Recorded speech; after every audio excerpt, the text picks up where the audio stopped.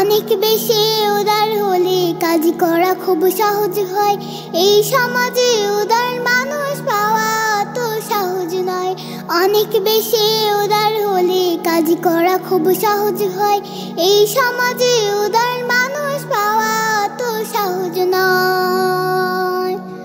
ছোট মনের মানুষগুলো হয় যে ভীষণ বাঁকা, কথায় কথায় প্যাচ মারে সব কাজের বেলায় ফাঁকা।